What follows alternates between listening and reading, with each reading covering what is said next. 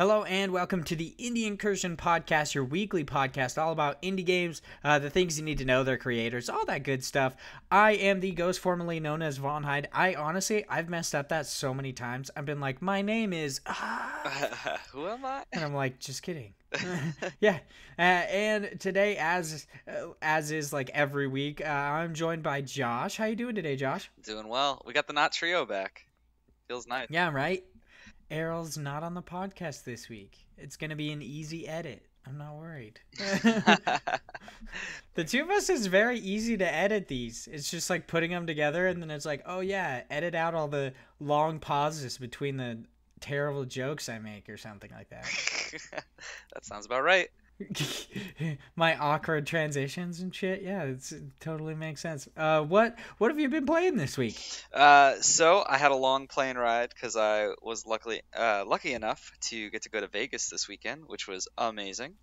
But since I live in Florida, that is like a 5-hour plane ride. So picked up Guacamelee 2, and I basically played that for about 5 hours straight while going to Vegas.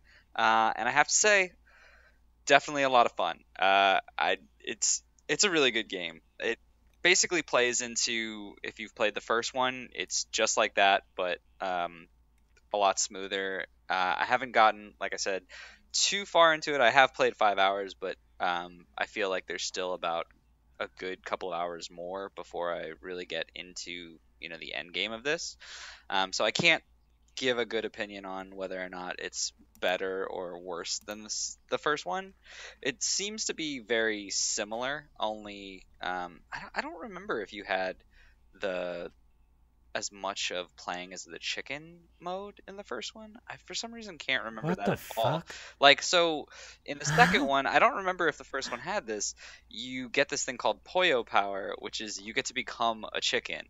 And so, like, halfway through, you'll be fighting enemies, and then if they have, like, a purple ring around them, you have to then turn into your chicken mode and attack them with a certain chicken power move that, like, breaks their shields, and then go back to either fighting as a normal person or keep fighting them as a chicken.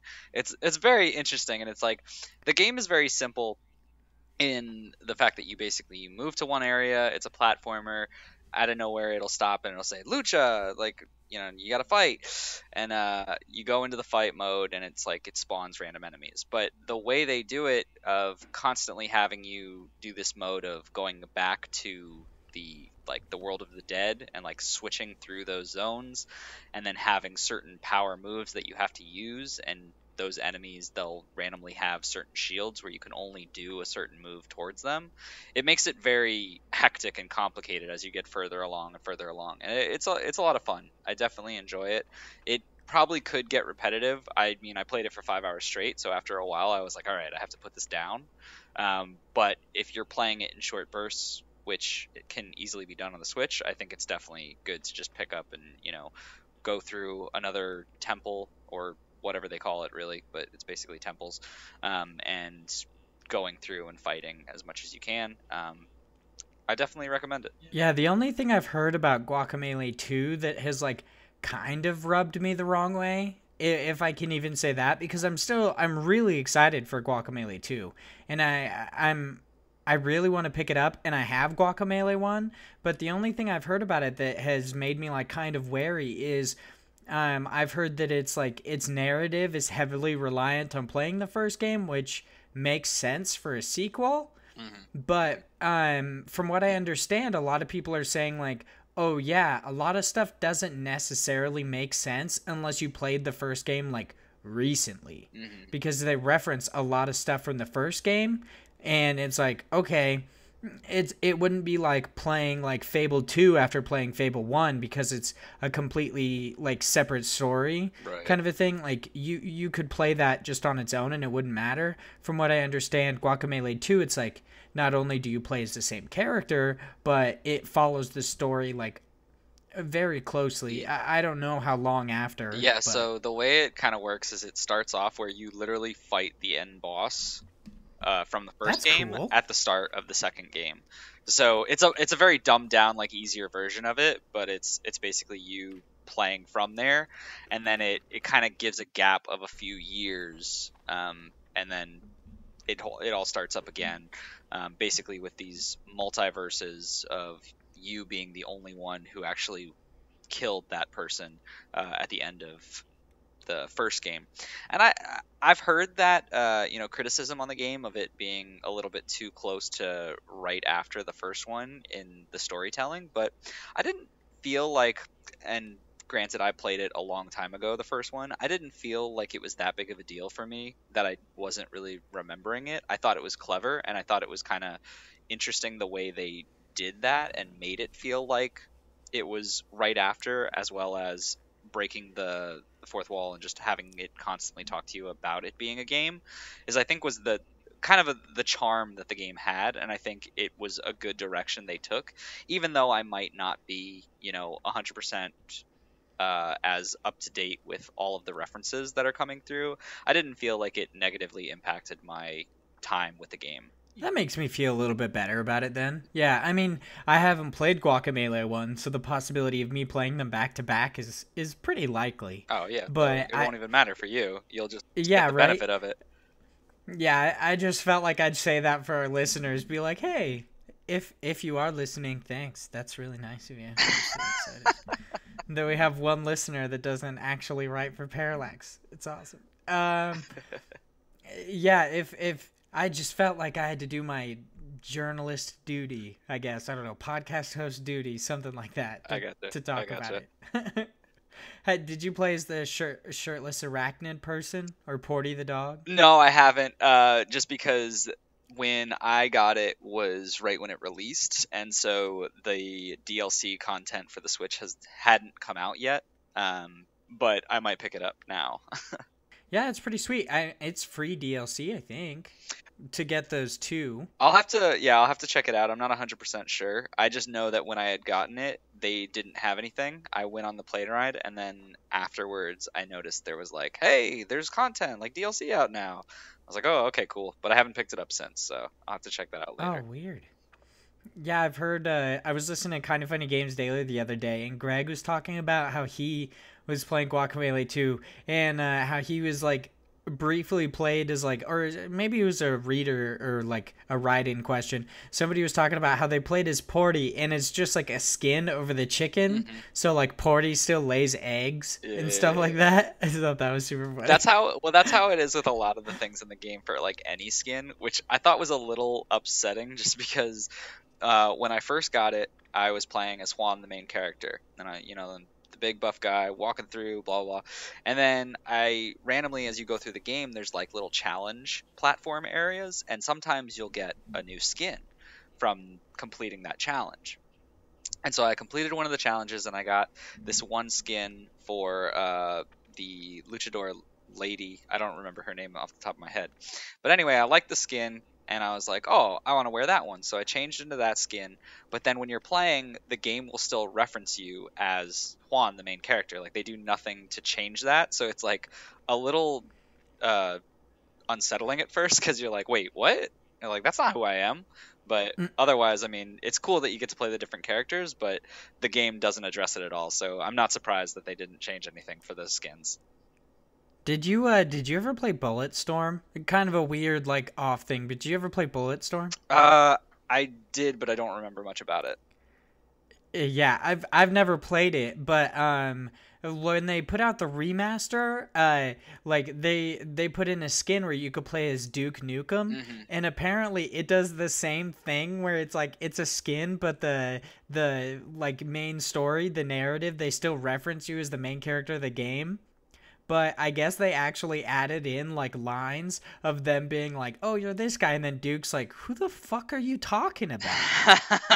That's awesome. He's like, my fucking name is, like, Duke Nukem. I don't know who you're talking about. I thought that was sweet. Yeah, that's pretty cool. That would have been interesting if they did something like that. But, I mean, it is free content, so I'm happy that it's, like, there, as opposed to upset that they didn't change anything with it. But it still would have been really cool if they tried to do something like that. You got hot takes from the Indie Incursion Podcast. Josh thinks that Drinkbox is lazy. Make sure you spread it around. Everybody needs to know. You heard it here, he folks. He said it, kind of. It's a direct quote. He said it, kinda. A direct quote. They're like, they quote me, and it's like Vaughn said that Josh said that they're lazy. You Oh, jerk. okay. That's how rumors Yeah, spread. I wish there's rumors about our podcast. Any talking about it. All publicity is good publicity, right? Yeah, that's true. We got to do some fucked up shit, I guess. I don't know. I'll pass. Damn it. Thought I had everybody on board. For the past week, I have been playing like a couple different indie games. We're going to like talk about one of them in one of the stories later on. I've been playing a little bit of Monster Boy and the Cursed Kingdom, which I really enjoy. With that, I will say I enjoyed. So if you guys haven't played any of the Monster Boy games, I can't say I really have either, but it's a branch off of the like Monster Boy Wonder Boy like series. And if you guys haven't played it yet, you should really check out the Wonder Boy and the Dragon's Trap, the remaster that came out like a couple years ago. It's fantastic. I've bought it multiple times. That should not surprise anybody. And I really enjoyed its art style, and they have like with Monster Boy and the Cursed Kingdom, they have a similar art style. A lot of the characters look very like similar. So the main mechanic in the game, which isn't gonna spoil anything, is that you get to like morph between different like monster forms, which is really cool because it gives it like the Metroidvania elements. But that's pretty much the only time I necessarily like that, and the like creature designs is the only time I get to see like that Wonder Boy and the Dragon's Trap like art style. But when it comes to like the actual character animations of like humans, it's different. And it's different in kind of a weird way, but I still enjoy it. It also, I don't know if you played it, but the game like starts off with this awesome cutscene, like this beautifully animated cutscene. It's by far one of my favorite like openings for a game. Yeah, I definitely recommend. If you guys don't like, if you don't think that Monster Boy sounds like it's for you, just go and watch this cutscene. You'll want to play it. It's awesome. That's pretty It's cool. dope. I've heard though that it's a little slow at the start. Is that the case, or how did you feel about it? Yeah, I definitely felt that way because it really tries hard to get you acclimated to the game. Because from it's not. I don't think they've actually put out like a mainline like Wonder Boy or Monster Boy title like until now, not including the re-release, the remaster of Wonder Boy and the Dragon's Trap. And so most people like I don't know if the equipment was part of the previous games, but in Wonder Boy and the Dragon's Trap, the equipment wasn't like it is now. So you'd get equipment that's like, oh, cool, you purchase a sword, you do a little bit more damage or whatever. But in Monster Boy in the Cursed Kingdom, you purchase equipment and you actually have to use said equipment. So like, coming back to me really enjoying the fact that like, I really enjoy the game. When I actually put on equipment, I put it on, which is a stupid thing for me to enjoy apparently, because everybody thinks it's dumb, but I really enjoy that. I think that's awesome. But it's a little bit different in that way. And there's also equipment that you purchase, like you buy heavy boots, and that's how you can like sink to the bottom of like waterways. And there's additional levels within that like first run level. But yeah, it definitely, it takes a while to get started. You play as like Monster Boy for a little bit. That's not his name. He actually has a name. I just haven't played enough to really like pay attention to it. And then something happens, and I don't want to spoil anything, but you actually get to it takes like a good maybe like 30 minutes of playing until you actually like get into the whole, oh, I get to switch between like my monster form and my human form, which I still haven't even got to the point where you get to switch between it. I was just turned into a monster. Oh, okay. So, but it's really cool. I really enjoy it. But yeah, I would agree that the opening of it is a little slow. but I think it's kind of a good thing, because where platformers like in recent platformers, the platforming in this, I feel like it's kind of deliberate, but it's not super tight. It's kind of unforgiving, so like you can make a tiny mistake and it ends up like killing you. Right. But there's a lot of like save points to keep you from kind of wasting your time playing the game. Yeah, it's very nice. And other than that, I actually beat Chasm this week. Oh, I was super damn. excited about that. Yeah. It's not a hard game to beat. Yeah, it's like, I would say something that I noticed while playing that I think is by far one of the, like, it's the coolest thing I've seen in a while, is that, yes, your playthrough of the game is going to be similar to mine, because the bosses aren't going to change. The layout of the dungeons does change because they're procedurally assembled / generated dungeons. But the coolest part about it is there are, like, in certain sections of the dungeons, there are puzzles that are the same in every, like, in everybody's games. They're the same, like, mechanic to the puzzle, but the answer to the puzzle is different, because it's like everything in your world is different than somebody else's in, like, small details. So, like, I would come across puzzles and be like, I don't actually know how to get past this puzzle. The answer for it was, like, on a mural, like, in some random part of the keep level or something like that. And I just wouldn't have known that. I wouldn't have known to look for it. So I was like, oh, you know what? I'm just going to Google it, thinking, like, every game that's out nowadays, there are, like, guides and everything. But a game like Chasm, there aren't necessarily, like, full written guides I've seen, because the answer to puzzles are always different. So I just couldn't find an actual answer to the puzzle. It was like, I can kind of help you. Like, you have to go do this, and then you'll find out. Which, now that I'm talking about it, I think I actually talked about this last week. But I think that's so cool. I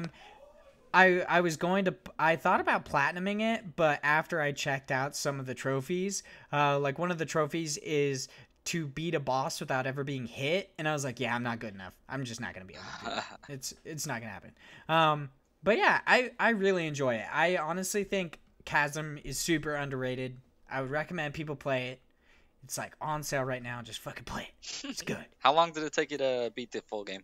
It was about, like, 10 hours, 8 to 10 hours. It was really not that long. And that's just because, like, I was going through, and every time I would get a new, like, power up, a new artifact is what they're called, I would go back and try to find everything. So I, like, tried to save all the villagers, and I, like, tried to complete all their side quests and everything. So if you actually just wanted to, like, run through Chasm really quickly, you could probably get done, I would say, under, like, 5 hours easily. It's a very good game. I would definitely recommend it. The pixel art is very, very nice. Sometimes the controls get kind of annoying. Like, I swear I would click the jump button and it would take a second to do it. That would get annoying, but overall, really great game. I definitely recommend it for people. Good stuff. 10 out of 10. I wouldn't give it a 10 out of 10. 10 out of 10. You heard it here. Honestly, there are very few games that I think I'll ever give a 10 out of 10. Here's a hot take.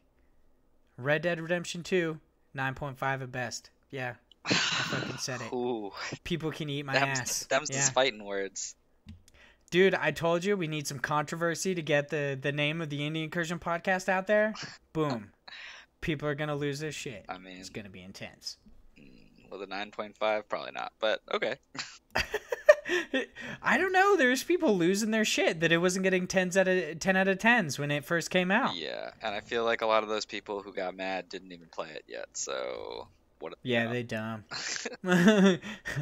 Alrighty, so we've talked about all the games that we've been playing this week. Kind of, I mean, I've talked about it a lot.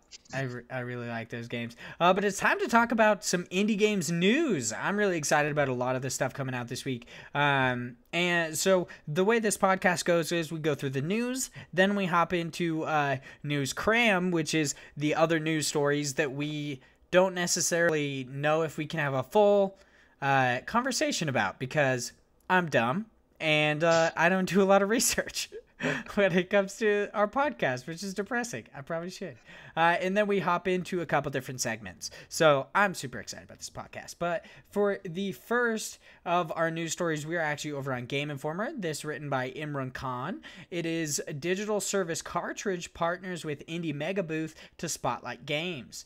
I honestly, I had no idea what any of this shit meant, like, initially. Yeah, that title doesn't really mean anything, for the most part. It's really odd.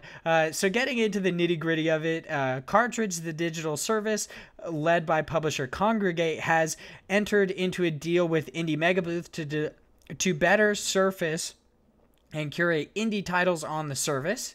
Indie Megabooth gathers indie titles and developers for major fan and industry shows major fan and industry shows to give indies that otherwise wouldn't get marketing attention some much needed exposure.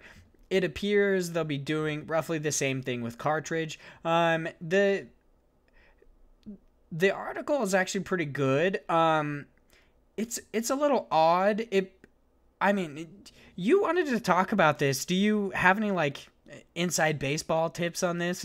Do you, like, have any big ideas on what this means? Because I honestly had never really heard about indie Megabooth or Kartridge before this. But it seems like they're doing some great stuff. Yeah. So the reason why I chose this as one of the ones that I thought we should probably discuss was because I didn't really know much about it either. I had no idea Kartridge was even a thing. But I started looking into what it was, and it's basically very, very relevant in the industry right now, especially with all the different platforms that are trying to get, a fan base or a player base of, hey, we're going to host games here. You're going to be able to play games off of our service. So, the Epic Games, Discord, Steam, obviously the biggest one. And Kartridge is kind of doing the same thing, but they're taking it in a step where they're trying to push more towards the community, which is kind of one of the things that I was talking about is, hey, a lot of these things are great for the developer side, but no one's really talking about the player base. What about the people who actually have to use this service? What about the people who actually, are going to be saying, hey, I want to run a game off of this platform because it's easy or convenient to me? I don't know much about ease, but I do like the fact that they're trying to build a community, so to speak. So Kartridge, which they're doing, their whole main thing is they're another Steam, but they're trying to make it more of a social aspect to it. So they're trying to effectively merge kind of like a Facebook with a Steam. So they're making it more of a social aspect with the games that you can play off of their service. And one of the things that I really liked was it takes achievements and finally puts some use to it. So achievements are great, and I still love that a lot of services have them, just because you get those achievements, you're like, oh yeah, I want to do this. That's awesome for the people who really care, but for the people who don't care as much, something that's even more of an incentive now is with Kartridge, they have those achievement points that allow you to then make in-game purchases with those coins, or outside of game purchases for specific games on the Kartridge service. So you can literally play a game, get achievement points from that game, and then use that to potentially buy or start buying another game off of Kartridge. So I think it's an interesting model anyway. I believe they just started, so they just came about as of this year March, so very early into their run through. But I think things like this will be good for them as a service, one, and two, be really great for indie games in general, because this seems to be the kind of or what could be the, hey, this is the indie game platform, like this is what we're trying to promote, is those smaller publishers. We're trying to build a community, which is really what a lot of, I think, indie games are, is building that community and having that fan base, because you need that kind of fan base to actually have an indie game be successful. Otherwise you can't have the same marketing or the same publishing budget as a AAA title would. Yeah, speaking of kind of like the platforms and everything, I realized I really needed to actually shout out a little bit of housekeeping news that it should publish very soon after this episode does. But I actually did an interview with Mario from Pixel Dinos. They are making a really interesting game. I think it looks awesome. It's got a great pixel art style. It's you play as either the villagers or the heroes, and it's kind of showing the dickish side of heroes. They like come in and smash pots and try to steal your money and shit. And it's kind of like a Rainbow Six Siege-esque, like it's very similar to that. And I thought it was really cool. He's a really awesome guy. That interview should be posting sometime soon. I'm assuming by the like over the weekend or the start of the next week. But the reason I bring that up is because he was talking about, like, we briefly had spoke about, I realized I might, I'll just say it. It doesn't really matter. We briefly had spoke about, like, them bringing their game to different platforms and what platforms like they might bring it to, and he was like, oh, obviously Steam and everything. And I had asked him about the revenue shares, that whole like big news that Valve was giving more revenue share to larger developers, like once they sold enough, and if that was going to sway the way they thought about, like, if they were going to come to Steam, or if they'd go to Epic or any of these other game services. And he brought up a very, like, similar topic to what you said, was that, like, at the moment, he said that Steam is where people go for indie games. Like, when you think of an indie game on PC, you think to go buy it on Steam, which I agree with, because when I think of indie games, I just go buy it on Steam if I want to buy it on my PC.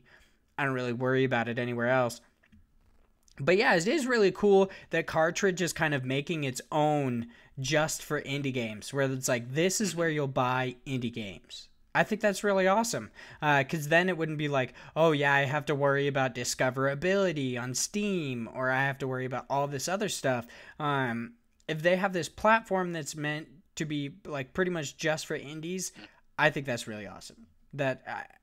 I'm very excited that that's... I'm a little nervous to say, how well they'll really do, but with someone like Indie Megabooth coming through and trying to help them out, that'll obviously get a little bit more visibility. Looking through their actual titles, there's a lot of games in there that you look and you're like, okay, these look like they would be something interesting, but there's also a lot of games where you're like, oh, this kind of looks like a Flash game you would find on Newgrounds. So it's like, it's kind of a toss-up as to if they're getting more of those, curated games from Indie Megabooth, and they start picking up as a service to get more of, the indie developers who are creating more serious games. I don't want to take a knock at anyone who's doing certain art styles, but it just has a feel where, looking through the catalog, there's not as much as you would expect from someone who wants to say that they're, the indie game platform, so to speak. But that's, once again, they're only very early into their run, because I believe, like I said, it was March that they just started up, so they have a lot of time, and things like this are those first steps that get them into the right direction of being that quote unquote indie game platform. Yeah, it seems like some of the games that they've already chosen are always sometimes monsters, abductions, Skull of the Shogun, and Tiny Bubbles. The only one I've actually heard of in those games is Skull of the Shogun, and it's because I got it as like a free PlayStation Plus game a while ago. So I can't really say anything about this, but this news story is really cool. That's what I'll say. Having a platform almost specifically for indie games, I think, is really awesome. Over for a new indie game releasing next year, we are staying on Game Informer. This written by Surreal Vasquez, maybe. It is indie survival game Overland, fully releasing next year. Overland, an indie survival game and roguelike, will fully release sometime next year. It seems like the developers said on Twitter They said right now might be a good time to sign up for our mailing list at Overland, dashgame.com. We're getting really close to getting out of first access, and we'd like to have you along for the ride. Overland will release in 2019. So first access seems like just a riff off of early access, but instead of doing it on like Steam or anything, they're actually doing it on their own website. Would I be correct in assuming that? I guess it kind of says that in the article, Yeah, but no, I just wanted to that's make kind of sure. what it is. But I when I first saw it, I was very confused too. I was like, first access, what is that? Like, I've never heard anyone refer to it as that. Yeah, it is. It is kind of weird. I've actually I can't remember where I actually saw this game initially. I believe it was at like E3. Game Informer said that they had actually like highlighted it as the one of the best indie games coming out back in 2017. Oh yeah, at E3 in 2017. So that must have been where I've seen it. So I'm assuming they've been working on this game for a while. They describe it as the road trip themes and aesthetics are reminiscent of Kentucky Route Zero mixed with XCOM style gameplay. I haven't been a huge fan of like the XCOM series. I really wanted to get into the most recent XCOM, but I just didn't. But that it doesn't really have anything to do about this game. I really like the art style of this game. I think it looks really interesting. It reminds me a lot of, I think it was Serial Cleaner that came out recently. I feel like the art style and its kind of like jagged edges looks very similar. And I'm actually really excited about this. I really like everyone else, like post-apocalyptic games, and it seems like this is very much in that vein. I mean, they say it's like a road trip, but like, what are they going on a road trip to? Yeah, I ended up I had never heard about this before I saw this article, so I was like, oh, this looks kind of interesting. I wonder what it is. And I watched someone playing like the first 30 minutes or so of the game, and I was like, oh, okay. It definitely is post-apocalyptic worlds where you're it looked like they started out as two people, but it might start with one because during the game you ended up getting an extra party member. Like they found someone, so it just seems like you're going towards towards that road. You keep going through. It looks like a cross country trip basically, and you're trying to effectively go from one side of the map to the other. Each one is its own like grid based tiny square that you go to, and you get to choose like different ways, and you have to balance running out of gas from your car to enemies that are on the field that will like attack you. It's very strange, and I wasn't sure watching it what those enemies were. They looked like just very deformed like mutant creatures, so it seems like there's some kind of either like an infection or something that happened to the world that's now like out there and you're trying to get out. But it definitely looked like there is a lot of potential with this game, but we'll have to see. I haven't seen anything about it, like I said, before this, but I'm definitely excited to see where it goes once it's done with first access. So definitely once it's in second access, I think that's when I'll pick it up. And when it's in second access? I hope they call it that. They're just like, it's not a full release, it's just second access. That's about Second it. access. That would be awesome. It reminds me a lot of like it reminds me a lot of like Banner Saga or Oregon Trail games, like similar to that, where it's like it's about surviving, but it's also about like the journey to your Right. destination. So I'm actually really interested in this. I'm not gonna like fool anybody and say that I'm more than likely gonna play it, because if we're being honest, I probably won't, because I'm once again bad at video games. It's kind of a through line for this podcast. I'm not good at them. And survival I might pick games, it up. I'm especially terrible at. I can't keep myself alive to save my life, I guess. That. Well, at least you're doing it in the real world. That's where it counts. Yeah, right? I mean, either I'm keeping myself alive or my girlfriend's keeping me alive, so. Well, somebody's doing it right. Yeah, somebody's doing something awesome, I guess. Speaking of something awesome, our next article is over on Twinfinite. This written by Hannah Stewart. It is Hytale is Hypixel Minecraft server developers' first solo project. This game looks really, really awesome. This article just talks about its announcement. Hypixel Studios, a studio created by founders of the popular Minecraft server Hypixel, has today revealed their first standalone project titled Hytale. Something that I realized when it came to this game.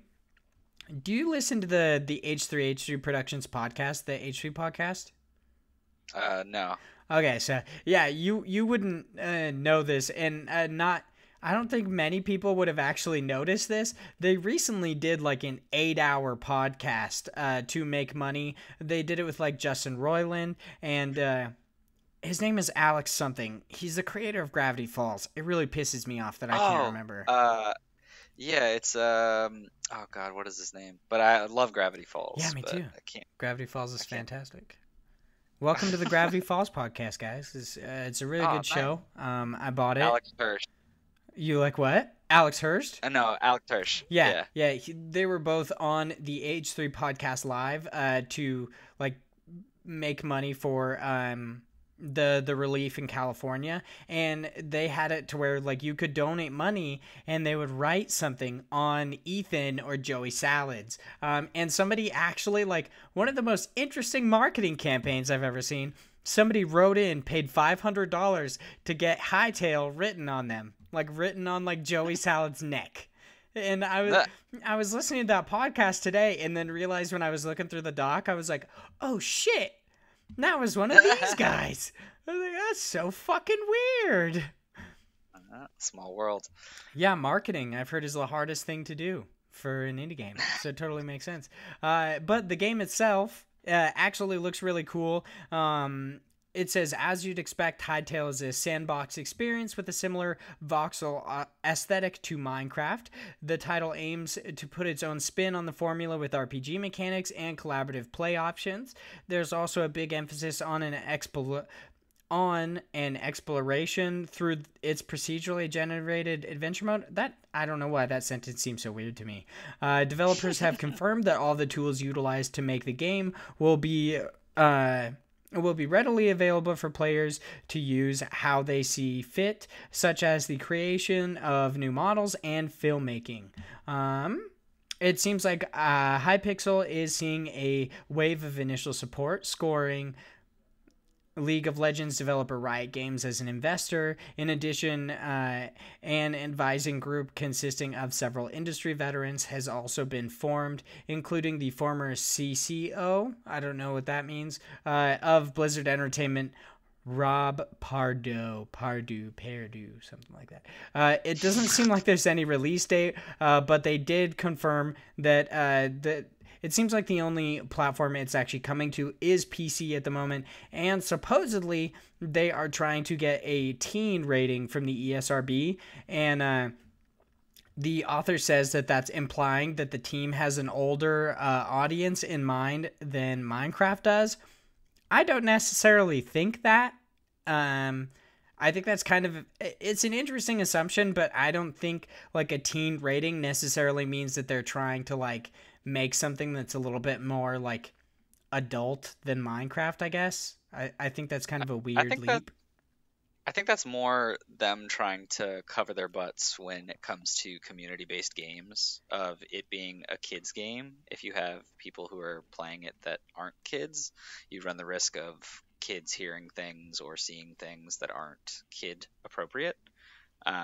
So since this is a community-based game and you can build whatever you want, it makes it just easier for them from a legal standpoint to be like, nope, not for kids. It's more for, older individuals. Yeah, if you make it like E for everyone. I guess it's actually a very good business move considering how many kids still play Minecraft, obviously, but Minecraft is very big among like older people, like adults and teens. So yeah, you're definitely right. It seems to just be like kind of covering their ass, where they're just like, yeah, no, I mean, it's kids can play it, but that's with like permission from a parent. It's not something that like we should have to worry about. I guess that's why the ESRB exists. Yeah, is exactly. to like make sure parents know what kind of shit is in games. So yeah, I don't necessarily think it like means that they're trying to shoot for an older audience, because I imagine like the people that made an incredibly successful Minecraft server are not trying to like alienate the audience that they initially had with Minecraft. So Right. yeah. I also think it makes sense from the perspective of like considering your audience. So a lot of people who are in Minecraft are going to be interested in this game. And you think of a lot of the player base from Minecraft, started out as younger, and Minecraft's been around for a while. So those kids who started with Minecraft would now be in that teen range. So just from that alone makes sense that it would be, they might be going for not specifically an older audience, but the same audience who was once captivated by Minecraft. Honestly, I like people really like Minecraft. Jared Petty being among them, people I hear that really enjoy Minecraft.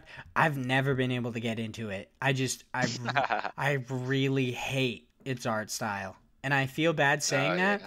But Hytale kind of like it riffs on that, but gives it like a slightly more polished look. Yeah. So I really like that. I've been like kind of like delving into games similar to Minecraft for a long time, but like with different art styles. So like Portal Knights is one. I really enjoy Portal Knights. And just other games. I mean, you could say like Ark Survival Evolved, but I wouldn't necessarily say it's like Minecraft because it's not. Good way to put it. Yeah, right. Yeah, no, one of the things when I first watched this is I was like, oh man, Vaughn's gonna love this game, because I watched the pickaxe animation and I was like, this is spot on. Oh my god, Like, dude. I'm not even joking. Like, I'm not going to call you out on something. Yesterday, when I was doing the interview with Mario, he at one point in time like asked me what I thought the most time consuming thing in game design was, and he said it was like creating like doing animation and creating like pixel sprites. I totally thought he was gonna call me out on how much I hate Stardew Valley's animation. I thought he was gonna like flip out. I seriously got like red, and I was super hot. I was like, oh god, I'm about to be bitched at on my podcast. That's great. Spoiler alert, he did not yell at me. That's not where he was going with that. But Close one. But no, I mean, looking at the game, I do like it. I've never been a fan of Minecraft either. I never really could get into it, and I've never really got into a lot of crafting games because, one, I'm just kind of lazy and dumb, and I'm not as creative as many people are out there in the internet. people make some cool shit in Minecraft. Yeah, It really bothers me. there's some really interesting stuff out there that I would never do because I don't have the time or just thought to create some of this stuff. But why I like this one and why I might actually get into this whole concept is because you basically have more of that exploration and that like game feel to it, rather than Minecraft being more of like you get to build your environment around you and that's kind of what it is. This is, you have a game, and then also it's going to be as good as its community is, because this could be, a whatever kind of a thing that's just like, oh, it's kind of fun to walk through, or you might have some insane, crazy, custom maps that are created by the community that are going to be a lot of fun to run through and try to, explore the dungeons that are created by these people. I had never thought about that. That would be really cool. I've honestly been looking for like kind of a game similar to what Hytale seems to be. I would really enjoy to actually play this initially, but I'm not going to play it on PC. I just know I'm not going to. It's not going to happen. It's just so annoying. When it comes to console, I'll play the shit out of it. That's what I'm saying. But right. Yeah, I've been looking for an MMO that's like similar to Isekai anime, where it's like players kind of create or change the world, and you get to like, not only do you get to affect the world, but also you get to experience the world how other people have affected it. I think that's really cool, and I feel like Hytale is trying to make that happen in a way. Hmm. The team definitely seems to understand that, or I guess I might be making an ass of myself, but I'm assuming they understand that, considering they made an incredibly successful Minecraft server. So, Hmm. but We'll see. yeah, right. I mean, I hope we'll see it come to consoles. You know what I mean? Yeah, dude. Fuck PC, right?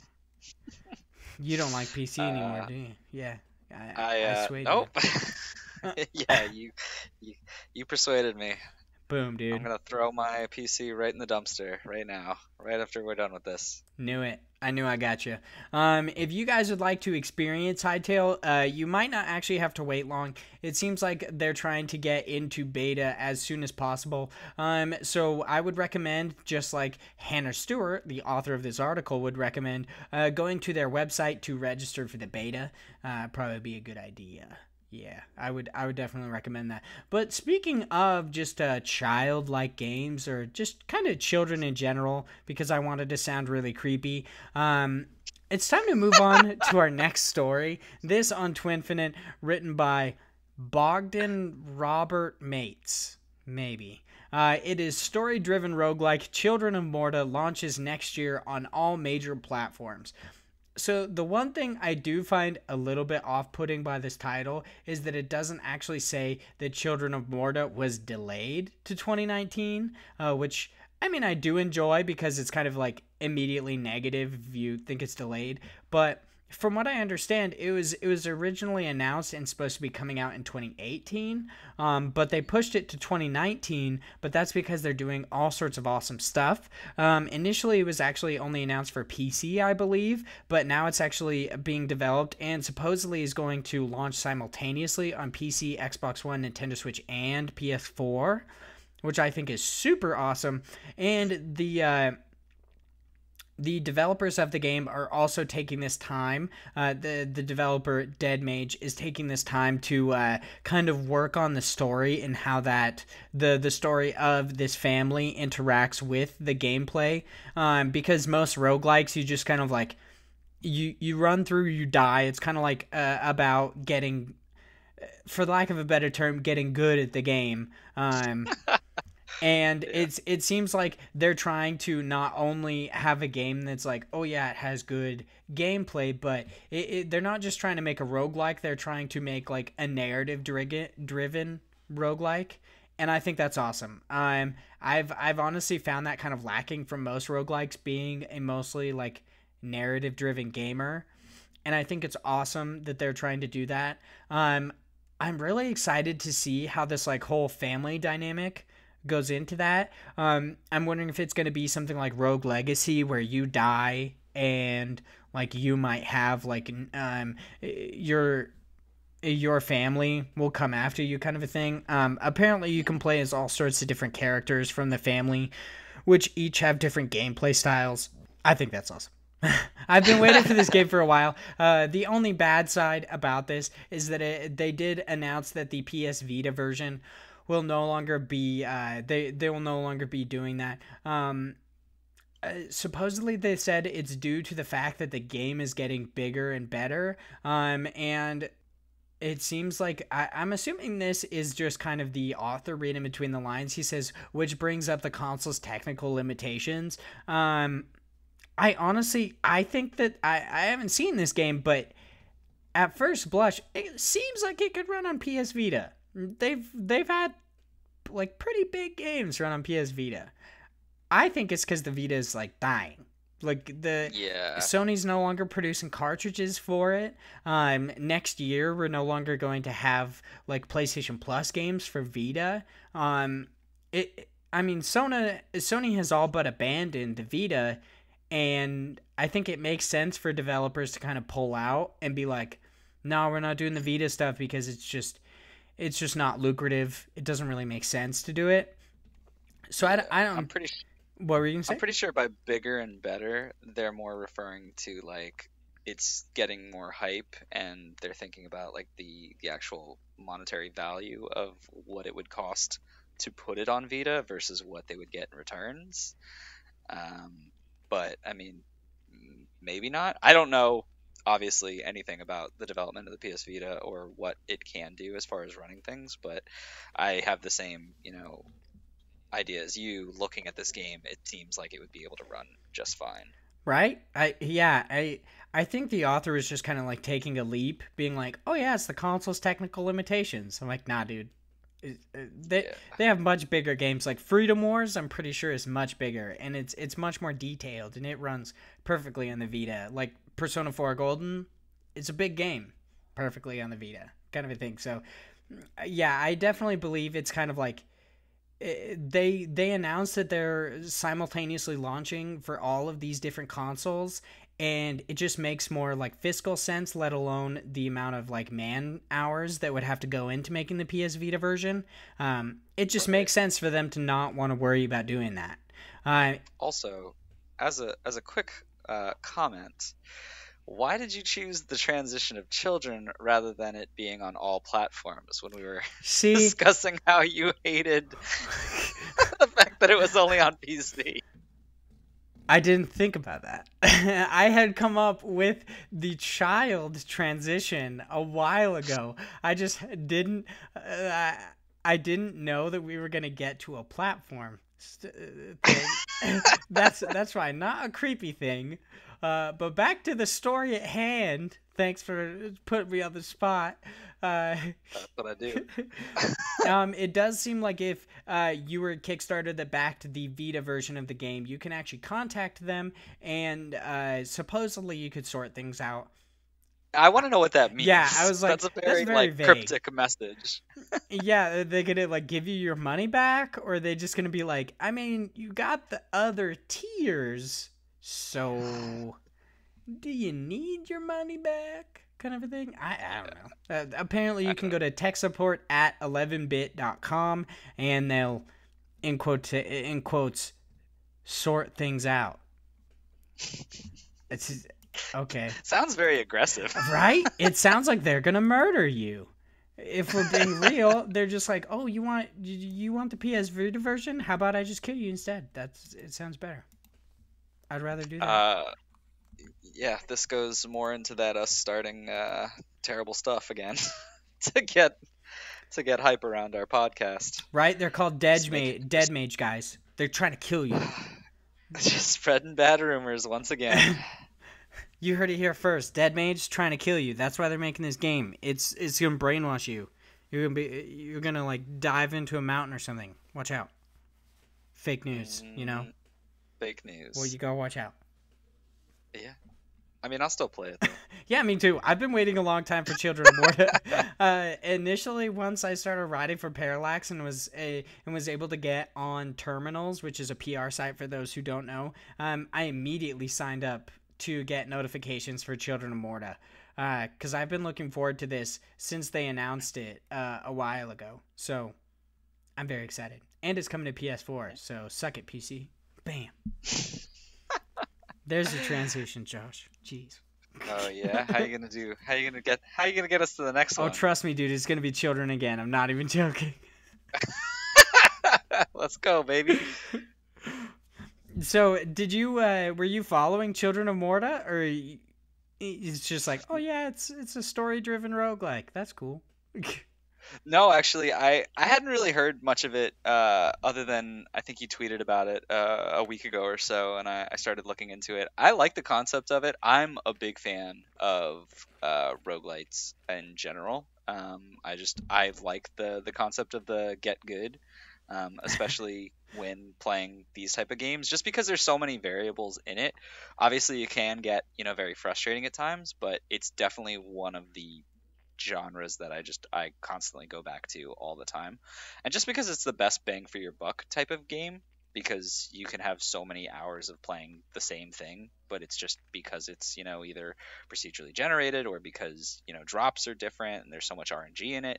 It's like a different game every time, which makes it interesting that they're doing this story driven part, because that's one of the main reasons that you really can't put that much of a story driven aspect to it, because you really don't know what's going to happen as far as gameplay, and you're really just trying to, in most games, get from one level to the next. So it's not impossible to put in that story part to it, but I wonder how they're going to do it, especially since they're, playing into that, oh, it's a family, each character plays differently. Like, I wonder if it's going to be, one level is with one character and then you have to switch to a different one. Is it going to be that you can play the entire game with just one family member? Like, how are they going to emphasize that story into the actual gameplay itself? You always bring up these really like insightful topics about our topics.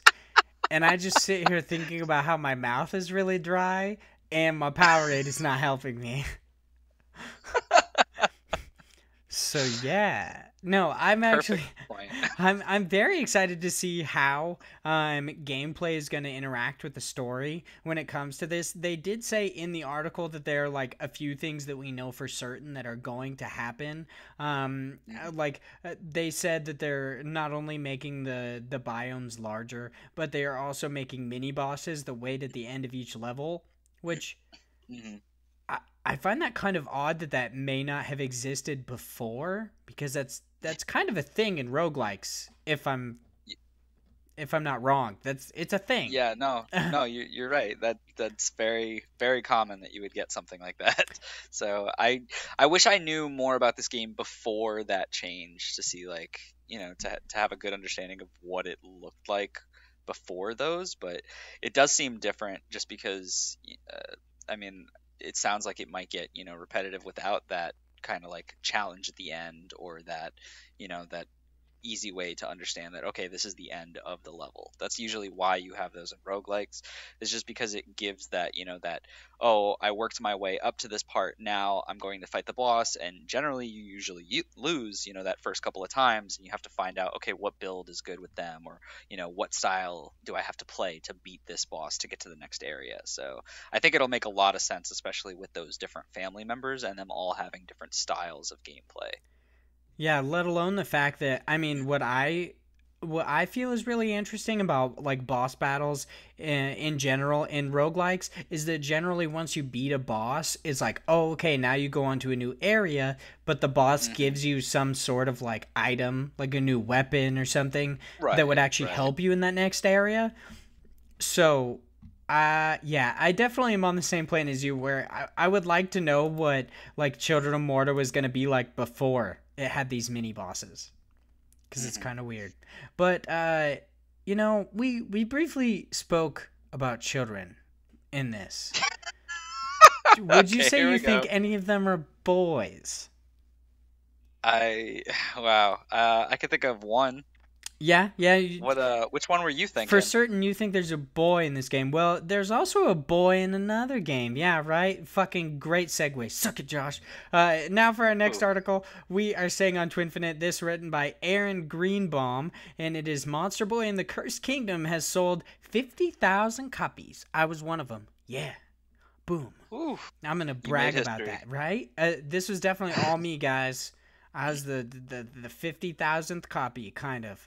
Not really. The publisher, I believe, FDG Entertainment, that might actually be the developer instead of the publisher. It doesn't necessarily say in the article from what I'm seeing. So I'm going to assume it's the developer. They went to Twitter and said, a huge thank you to 50,000 units sold. We're deeply grateful, and it's a big deal for us to see such an awesome support for a premium and quality gaming. This also goes out to the press members and reviewers who played and recommended Monster Boy. Like I said in the beginning of this episode, I really, really enjoy Monster Boy. I would definitely recommend it to anybody who's wanting like a good platformer, or just kind of a good game in general. Yeah, just a good game in general. It's just a good game, dude. Right. You collect gold, you buy new shit, you become freaking monsters. It's cool. It's very cool. Yeah. And if you buy it physically, you get some stickers. Oh man! Yeah, did you get the stickers? Yeah, of course I don't know why I'm even asking. You thinking I didn't buy this on disc? Come on, Josh. Yeah. Okay. Come on. Okay. I know. As a update, it was published by FDG Entertainment, and the developer is Game Atelier. Damn it! I believe that's how you pronounce it. So. I was wrong. The publisher went to Twitter to talk about it. Yeah. But yeah, I mean, congrats to them. I'm actually surprised because I didn't really think it was going to have that big of a backing, just because it is kind of an off-brand, and it's definitely not one that I would have thought would be that that big of Would a actually push. sell Um, 50K. yeah, I mean, it is a little surprising just because it's a very no-name title, especially here in the States, I would assume. It was that 50,000. Is this overall, like worldwide, or is this a specific area I mean, they that just we're said talking about? 50,000 units sold, so I'm assuming it's worldwide. Worldwide. And I'm fairly certain that the Monster Boy franchise is pretty big, like overseas. So Yeah. Yeah, I wonder how much of that is, over here in the States versus elsewhere. I wish there was a breakdown of that just to see, is this becoming potentially a popular title in the States? Will this spawn more of them to come here, or is this something that, is going to be that one-hit wonder and just kind of fade away? yeah, I mean, it should be noted that this 50,000 copies sold is actually just on consoles. The game has yet to come to PC, which it's going to come to PC in early 2019, which people are speculating that it'll cause the sales to skyrocket, I guess, is what Aaron Greenbaum says, so.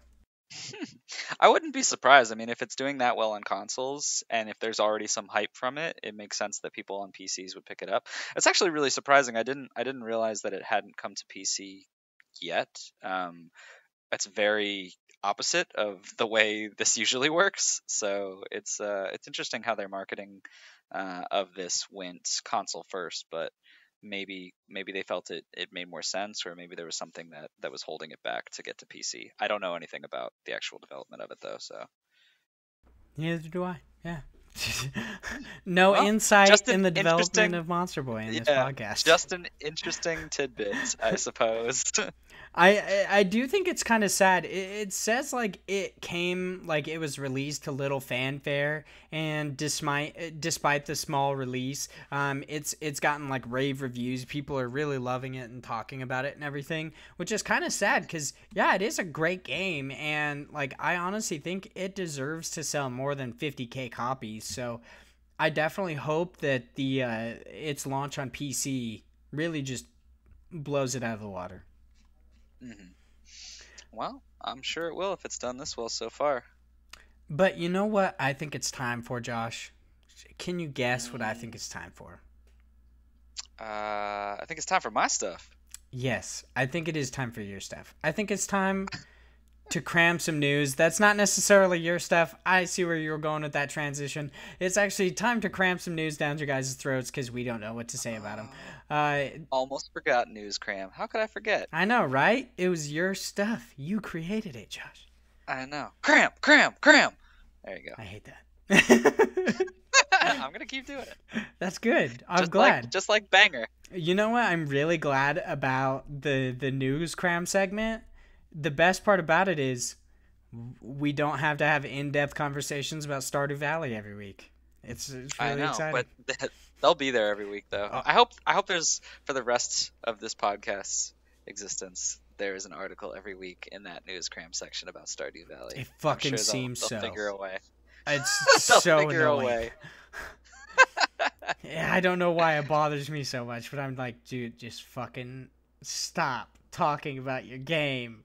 Well, that's not necessarily true. I want him to keep talking about it. But for the news cram segments, we've got Subnautica is free on the Epic Game Store until December 27th.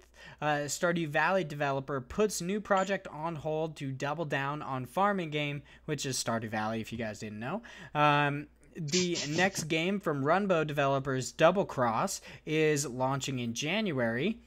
El Hijo, maybe, announced with teaser trailer, and it's revealed featuring the story.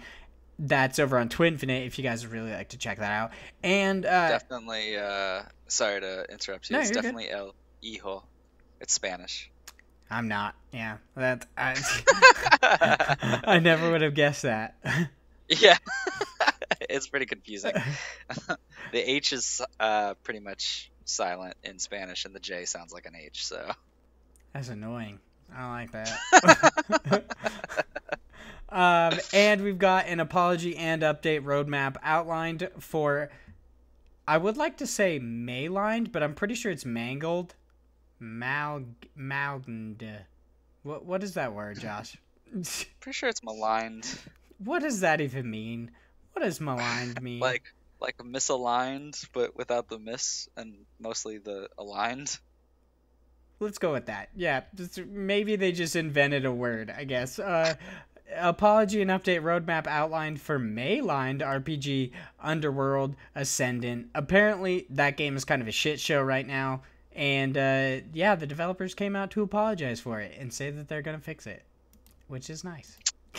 It is nice. It sucks that the game sucked, but hey man, they'll get there. They'll be the next. Wow,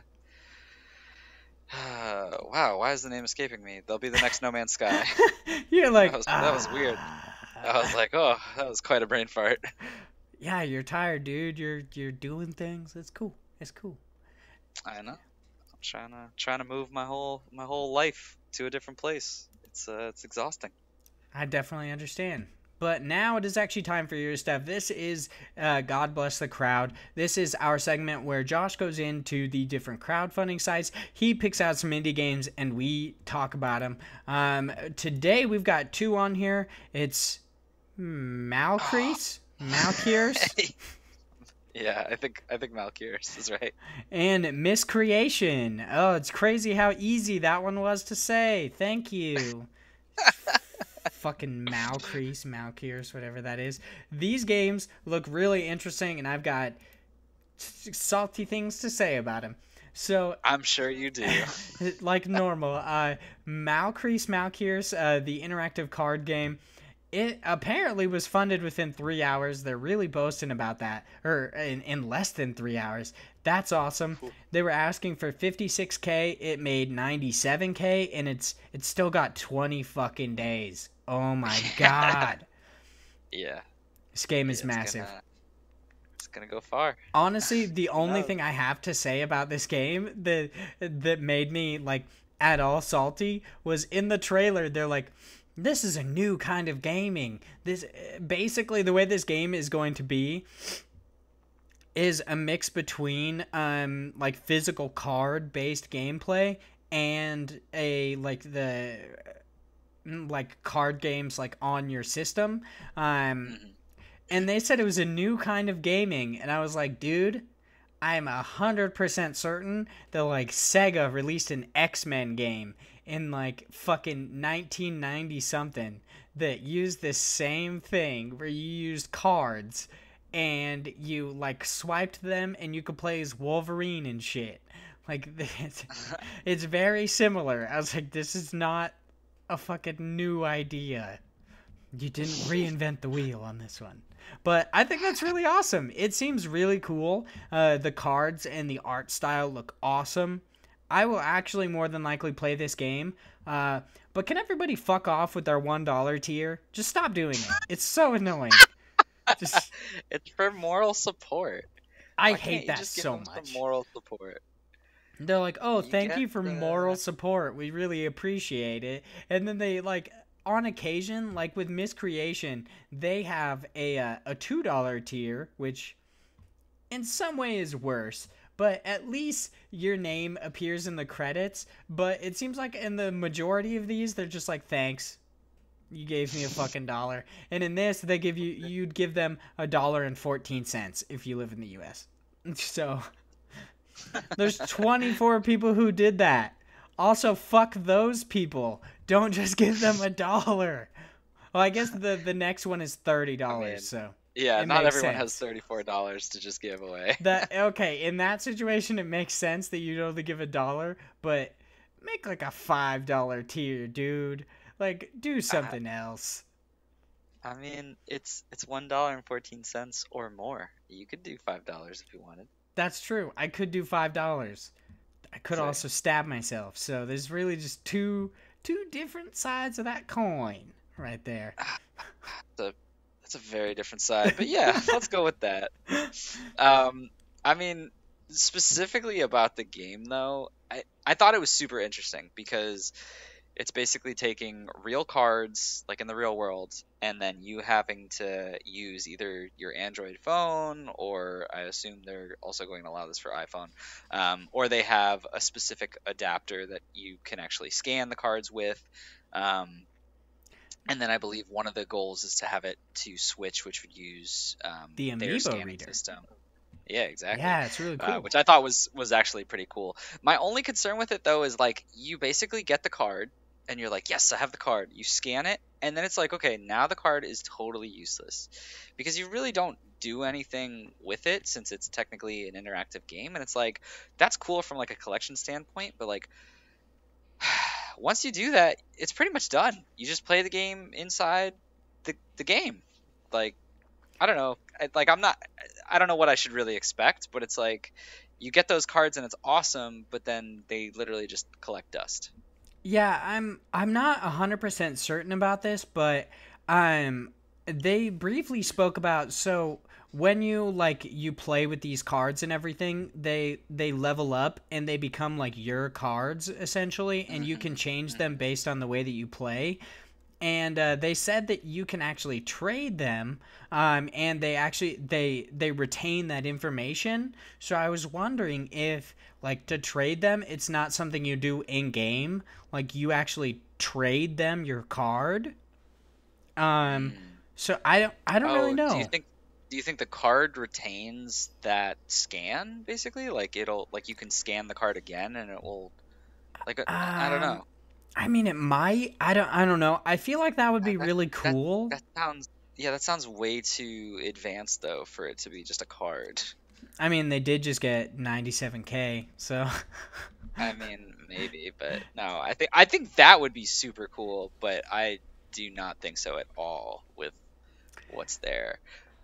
I mean, well, I guess the way that amiibos work, the only actual like piece of technology is a chip in it. The rest of it is just kind of like for glamour. And like certain amiibos, when like Smash on the Wii U came out, if you used the amiibos, you could like use them as like NPCs, and when they leveled up, you like it would be saved on your amiibo, and you could take it to your friend's house. So if you think of these cards as amiibos, I don't think it's out of the realm of possibility that your card would actually retain that information. But I also don't know like the depth of what you can do like with leveling up and customizing your cards. Right. I mean, if that's the case, I think that's super cool, and that makes the whole concept of retaining the cards super worth it. Otherwise, like I said, they would just collect dust. But if it's doing something like that, and you can like take it to different areas, and like retain that card data on each one of them, and actually trade the cards that way, I definitely think that's a very interesting take on it. I'm wondering if like I've seen some different stuff. I'm wondering if you can like I was gonna say like a part of playing the game is actually having the physical cards. So let's say you go to a friend's house and you like want to play with him, but you actually have to like you might not like scan in your account. You have to like use your cards to do so. I don't know. It's a really interesting game, and they're really kind of shooting for the stars with it, and I think that's awesome. This game looks really, really cool. Yeah, I definitely think that, once we see the final product of this could be something that does take off very heavily, especially in, the world of like card games, as far as, people who play a lot of like Magic the Gathering, stuff like that. I also like how they seem to have like an not interactive, but an actual campaign mode for the game that you can play with this card game, as opposed to just playing, against people. So I would be interested to see that. The only thing is this game, and it obviously makes sense since you're actually buying cards instead of like just a digital copy, is the starting pledge is, that $34, which is pretty hard to just start off at especially if you're, kind of on the fence about this. I mean, I hate to correct you, but the starting pledge is $1. Get out of here. The starting pledge where you actually get something. Yeah, that is very true. But I mean, if you look at it this way, it's still cheaper than buying into like Starlink. Starlink, you had to pay like 60 fucking bucks and you still didn't get anything interesting. Like, I guess if you bought the digital copy of Starlink, you got way more for your 60 bucks. So I would say $30 for how cool this is kind of like a small price to pay. Let alone the fact that like getting into just a standard card game, like a deck would, like, I played a lot of Yu-Gi-Oh for a long time, and like buying a starter deck would be about like $15, and if we're being honest, you can't really like play competitively with just a starter deck. You would normally have to buy like 3 starter decks and then take all the good cards out of each one of those and mix it, let alone adding additional like cards like Effect Veiler and like different Call of the Haunted, whatever. So I think the price point of like $30, I guess it's 34 US dollars. I think it's decent, especially for what you get. You get one introduction pack of your choice, which is cool. One legendary booster pack, one exclusive Kickstarter champion card, exclusive Kickstarter in-game title, premium beta access, digital soundtrack, your name in the credits of the game. Fuck you. Give it to the $1 people. Damn. I didn't even see that. That's so annoying. And access to add-ons, which they used add-ons as one word, which really bothers me because it's not one word. But yeah, I do understand what you're saying. That does seem like kind of a steep right up front charge. But for card games, you kind of have to pay that no matter what. Like if you want to play. Yeah, that's a fair point. I'm kind of more thinking of like the general Kickstarter games, but it is in a kind of different realm just because this is physical based. And you'll actually get it. Probably. I mean, I don't know. They seem to have the game like pretty well fleshed out at this point. So, but we've taken quite a long time to talk about this game because it's super cool. But I think it's about time we talk about Miscreation, a platform with evolution. Guess what? It's fucking 2D Spore. That's what this game is. Yeah. Yeah. It seems really interesting, but so dumb at the same time. I know. So I put this on there not because, and no offense to them, I think the concept of this is really cool. Super cool. Like, this could be something amazing.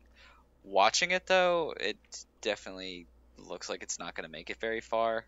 Yeah, you're just making these mongoloid fucking characters. Like, they look so weird. They look very weird, which is fine. But the combat in it, which obviously would need to be good for this game, just looks awful. It's like really clunky, and it just doesn't feel like it's very fleshed out at all. Which, I mean, it's a Kickstarter game, so you know it's not always going to feel that way. But it just doesn't look like it would be a lot of fun. In the actual gameplay mechanics of it, it looks like it would be cool to see the creatures you create. But I think something like this would be amazing if it was more of a fleshed out game where the combat to it felt a little smoother. That's very true. Yeah, while watching the gameplay, I mean, I haven't like played it or anything. You guys can check out the demo on here. But yeah, the platforming does not seem very tight at all. It really seems like clunky and slow, like you said. And like what little they showed of combat, it really doesn't seem to be like a large part of anything. And even if it was like really weird. You like bit something, but you bit it from like 10 feet away. It's really odd. I don't know how to feel about it. The game, like you said, it looks really cool. In like the concept of it seems really, really cool. And I really love like some of the different like backer stuff that you can get. Like you can get really cool plushes and stuff like that. The one thing I would say that they probably should have done as just kind of like an aesthetic choice, not in their game but in their Kickstarter, is most Kickstarters like they use bullet points to say what like your tier includes, and the team that made this one did not. It's kind of like paragraphs to tell you what you're getting, and I'm like, somebody's commenting like too long, didn't read or something. Like, Yeah. they're like, I mean, there's always like the paragraphs on the side where you can the main like meat of it where you can read what you're gonna get, but generally the tiers is like, okay, that's where you simplify the information to make it really easy for everybody to understand. Right. But yeah, this game looks really interesting, but I don't think I would play it in its current state. I don't think so either. I think that I hope it either transforms into something totally different or someone else creates something with this same style concepts, because I think the idea of it has a lot of potential. Yeah, it's really, really cool. I mean, yeah, the one big thing that I would change probably is I would like kind of go back to the drawing board on some of the artistic choices that they've made. Because I feel like that was the big issue. Like, one of the big issues with Spore that a lot of people had was that, like, its art style was so fucking weird. Like, it was not aesthetically pleasing at all. And I feel like that Miscreation might fall into those same, pitfalls. Just because, like, there's a decent amount of stuff in this that kind of looks like penises, if I'm being honest. There's like, watching the trailer and like scrolling down, there's like 5 things that look like penises. And I'm like, dude, you have to realize that, like, at one point in time in the trailer, like the little creature is like swimming and like jumping over these things that are like shooting water or something. And for a second, they kind of look like corn, but they also kind of look like penises. And I was like, this is a penis game. It definitely seems like it. I think they were whales. I don't know. They look so weird. I hate to be the person to say they look like penises, but they so do. It's so weird. But you guys could really like check out the demo for yourself. I do kind of feel bad for this team because at the bottom they have like risks and challenges, and they talk about like kind of like they don't necessarily have any models of this game. Like they're kind of just basing this game off of what they think it should be, because games like this haven't been made like in like 26 years. It's just not something that's been done recently. And I definitely feel for them, because this is like a really interesting concept, and especially because it's like a 2D platformer. But yeah, there's a lot of weird shit with this game. Yeah, I'm gonna leave it at that. Yeah, that sounds like a good place to end it on. So for our kind of like our last segment for the podcast, we like to run you through the indie games releasing in any given week. Generally, there's a lot, and I've kind of like I've started to narrow it down. I used to grab a bunch more, but I've mostly tried to focus on like the big lists that come out. So if you guys would like to, obviously you can always listen into our podcast, but if you'd like a full list of all the games coming out each and every week, it's kind of hard to find. You have to go to like I use vgreleaselist.com. Then like Kotaku does the This Week in Games. Then the PlayStation blog has like the drop. There's so many. So I'd recommend listening to this podcast because it makes it so much fucking easier for you guys. So these indie games are releasing between December 16th and December 22nd. Yeah, it's a big week for video games. So I have them sectioned out into their different platforms. So listen for your platform specifically if you want to know the indie games releasing on it. So for the first platform, we are going for multiple. These games release on several different platforms at the same time. So we've got Battle Princess Madeleine is coming to PlayStation 4 and Switch Thursday, December 20th.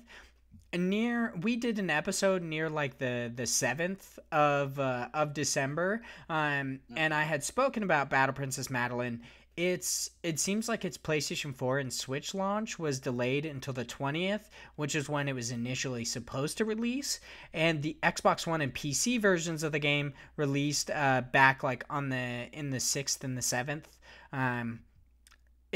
I feel bad for that team because it seems like they're having troubles with releasing the game. I haven't played a lot of it yet, but within the next week I will definitely be playing it, and I will give you guys my thoughts on it in next week's podcast. But for the next game, we've got Sundered Eldritch Edition coming to Xbox One and Nintendo Switch on Friday, December 21st. Sundered looks really cool. I'm very, very excited to play that game. Now we're moving on to PlayStation Vita.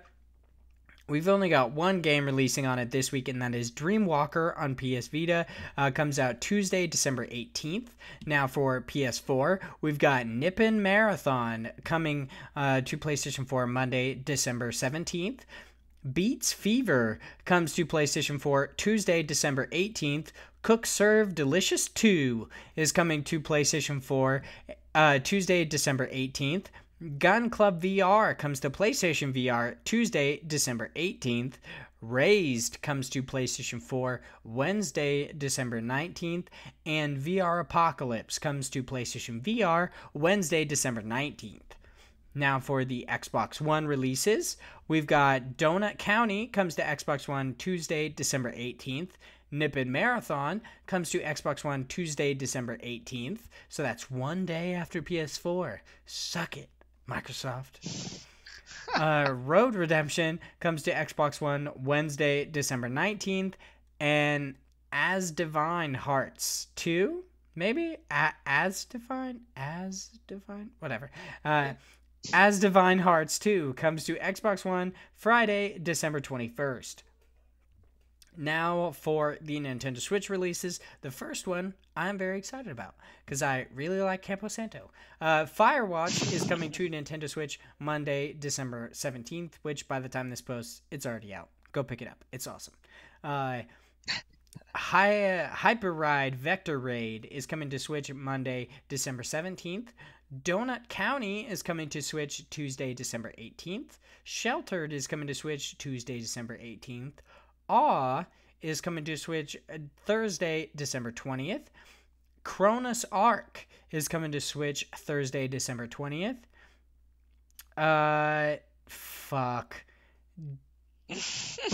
Diggarity? Diggerati. Let's go with Diggerati. Diggerati Indie Bundle Inc. and Hacky Zack. Dude, I hate people so much. Just title your game something normal. Is coming to Switch Thursday, December 20th. Guess the Character is coming to Switch Thursday, December 20th. Leopoldo Manquicil, maybe, is coming to Switch Thursday, December 20th. Revertia is coming to Switch Thursday, December 20th. The Keep is coming to Switch Thursday, December 20th. Vivette is coming to Switch Thursday, December 20th. I hate people so much. Why is there like 20 There's a lot of really weird named games coming to the Switch. Caloro? Yeah, Caloro is coming to Switch Saturday, December 22nd. Manaspark, which looks really fucking cool, is coming to Switch Saturday, December 22nd. And last but not least, Wondershot is coming to Switch Saturday, December 22nd. And we've got 2 games coming to Windows PC. This is where it really shows. This is not a complete list. This is just some of the indie games, because normally it's like way more on Windows. So for Windows PC, we've got Bladed Fury comes to Windows PC Tuesday, December 18th, and Atlas is coming into early access on Windows PC Wednesday, December 19th. So now that we are at the end of the indie game release schedule for this week, we like to pick out some indie games that we'd like to give a quick shout out to. I saw you highlighting Nippon Marathon. Did you just think it looked fucking amazing or something? I wouldn't exactly use those terms, but I thought it did look like a fun party game. It's really strange. It's basically a marathon. It's like four people running, but it's basically really wacky environments. Like one of them was like a spinning giant ring of burgers that you had to like run across. What? And it's basically you running through an obstacle course, and it goes everywhere from like a normal just jumping over those, that you would see in a marathon, to like running through like giant walls that like some don't break through and some do. And then the best part about it is all of your characters have like ragdoll physics. So you'll like run into obstacles and your body just kind of just goes like, whoa, and you just fly off to the side. Like it makes no sense the way collisions work. So it just looks really goofy. I have like a love-hate relationship when it comes to ragdoll physics, specifically because of like games like Red Dead Redemption and Red Dead Redemption 2 specifically, and like Breath of the Wild, where like in Red Dead you'd be like walking down like a little like ledge, and then you just fall and fucking like die in the most horrific ways. It's so weird. Gotta be careful, man. Right? Apparently you can die like it's like 1,000 Ways to Die in the West shit here. It's crazy. For the games that I wanted to talk about, obviously I talked about how amazing Firewatch is. Fucking play it. It's so good.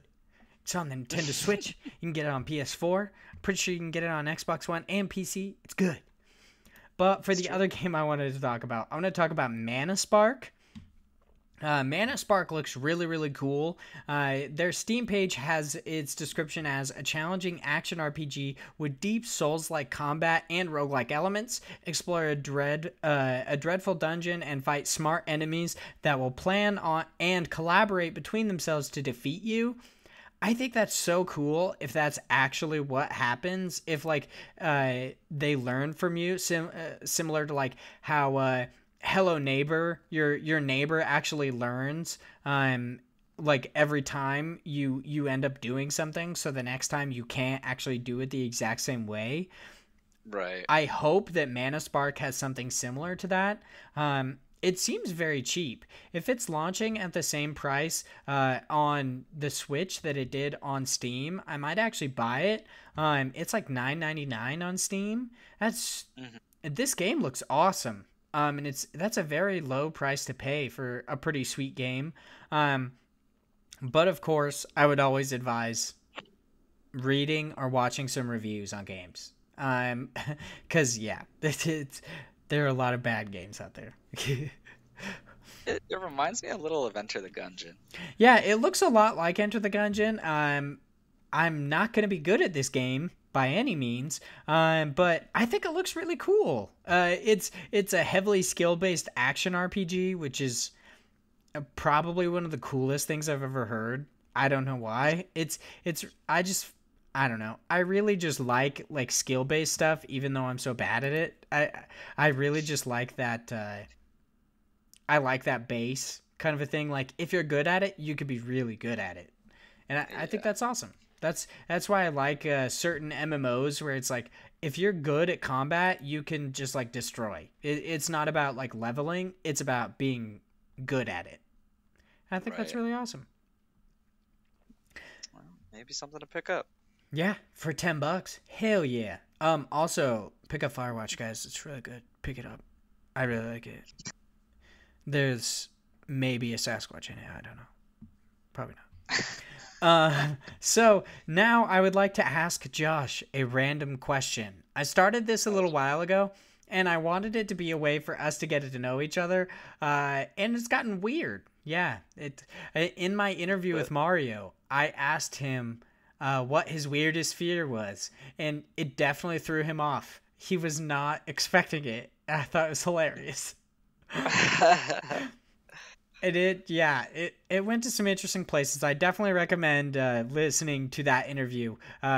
Just watch out for it when it comes up. But for today's random question, I wanted to ask you a question that feel free to not answer, and I don't mean this to be offensive to anybody, especially when you hear my answers to the question. But I want to ask you about the things, like the weird things that you find unattractive.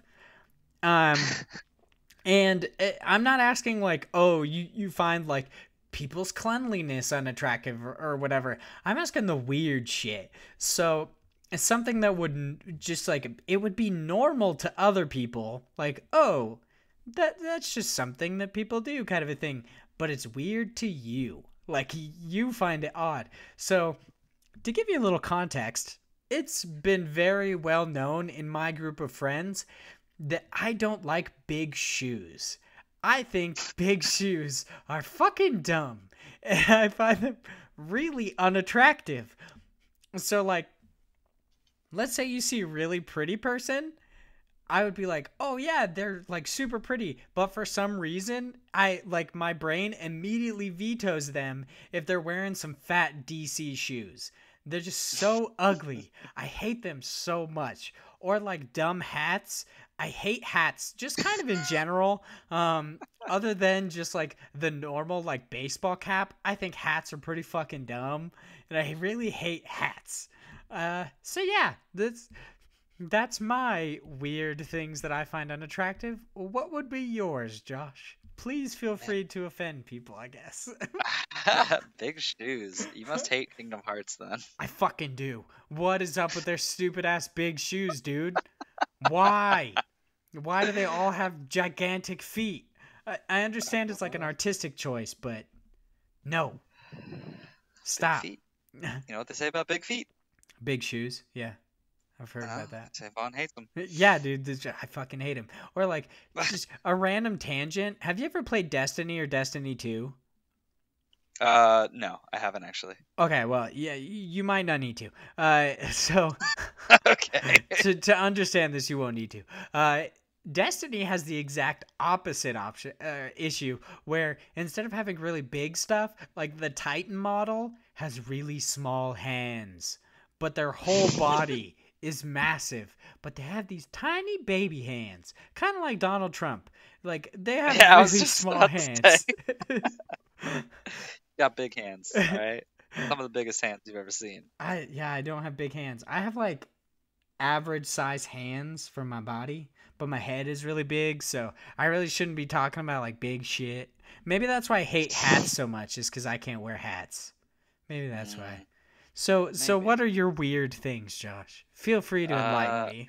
God, I wish we knew what the question was before the show so I could actually think about it. It's so much funnier to get it right off the cuff, or I'd never get I'm afraid of getting stabbed in the eyeball by umbrellas. I mean, yeah, I guess that's true. The only thing that's coming to mind right now is actually earrings. So just any kind? Almost any kind. I am very particular. I just detest, like, especially hoop earrings. I cannot stand them. If a girl is wearing them, she could be the prettiest. The minute she wears those, I cannot stand her. That's crazy. I know.